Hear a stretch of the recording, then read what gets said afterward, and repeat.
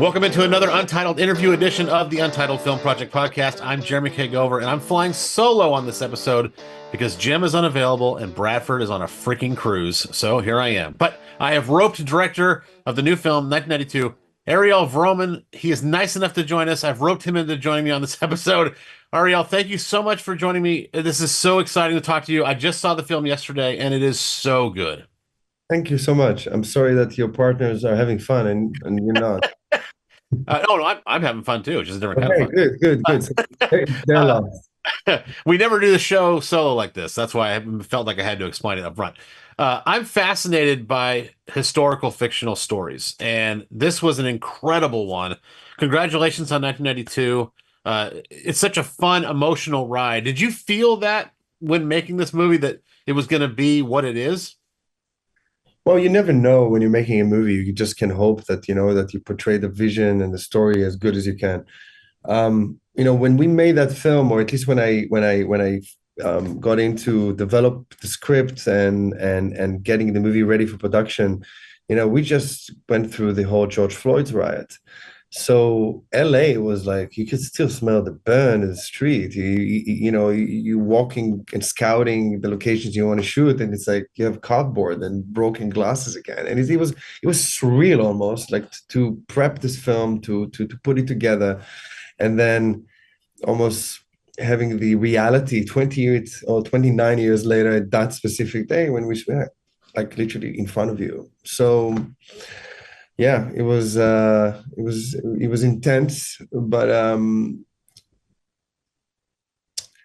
when you're making it, you just hope that you're gonna, it's they say like that you're gonna create some sort of an awareness and some sort of like a penetration into the viewer mind, like that this is something that that ironically we are doing 30 years cycle, and it happened again, and then you trying to entertain and not to preach or to teach in a certain level, and also hoping that there will be some sort of a strong message by the end of it, that in each individual will take it when watching it and say, oh, I was entertained, that was cool, that, but oh man, it's a decision. It's a movie about a decision, about like what would I do. What's the minefield like when you're writing and making a movie like this? It's such a volatile subject like race relations. Are there things you have to, are there things that you find yourself taking account of and like, oh, we can't do that because it'll look like this? Or what is that minefield like? 100%. And especially like, Tyrese has been mentioning it over and over again. I'm the first white director or non-South Central or originated director that touching the subject matter from the hood.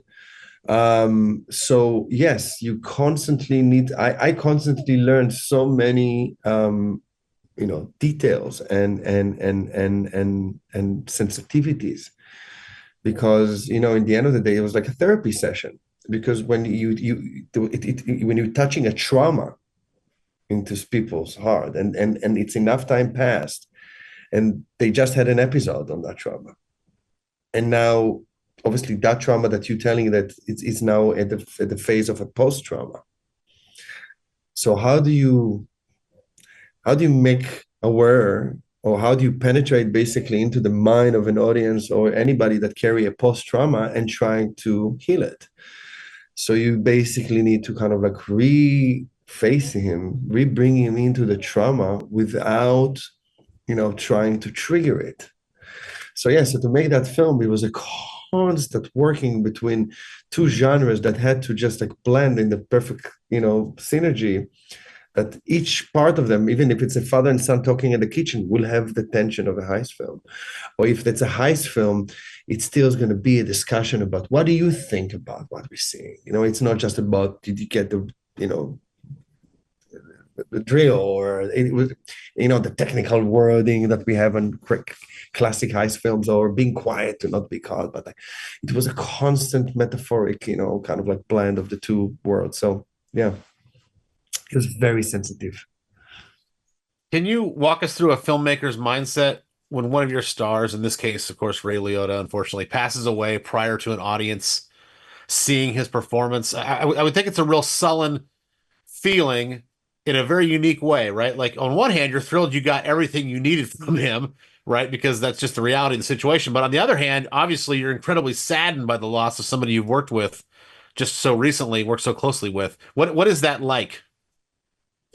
I don't know. I cannot put the emotion feeling of what I feel about it because you're right. It is. It's almost like you have two sides of the emotions without it. Because in one hand, you feel that he blessed you by finishing the entire movie.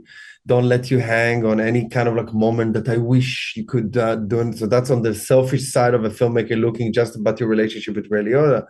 But then you have the other side that you say like that he almost blessed you by giving you such an important, exit and responsibility for you to carry, his name forward. So at least now, new generation that's watching this movie for the first time, some of them doesn't even know maybe who is Ray Liotta. They never seen the Goodfellas. I don't know. I'm just saying like there is a responsibility that there will be no other filmmaker that will be on set with Ray unless it's going to be his 3D hologram, which I don't think he scanned himself.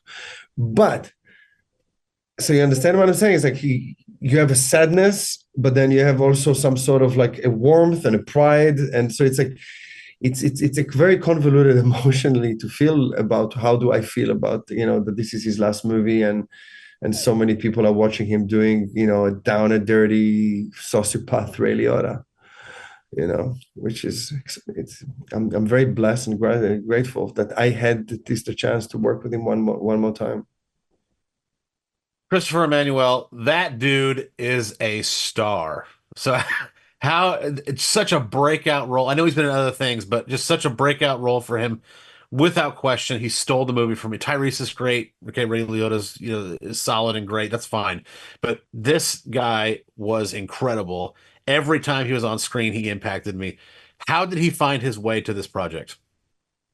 Um, he had a agent that believe in him as much as you do, and actually reading a script and actually looking at audition, calls, and Christopher that shared the same agency with Tyrese and me at the time.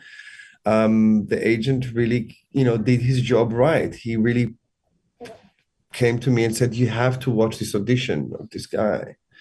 And I watched the audition, and then I asked him to do they put me on a call with him, which I never do, but I did see the talent. And I said to him, I wanted to try a couple of other things and I wanted to re-audition for a couple of other scenes. And he did it and he really nailed it. And then I remember calling to Tyrese and say, I found your son. And funny enough, these guys are like inseparable. They are everywhere. They literally, Christopher is the son that Tyrese never had because he has daughters. But they literally bonded in such a way, and I love having that stomach, feel about certain actors. Same thing about Dylan Arnold.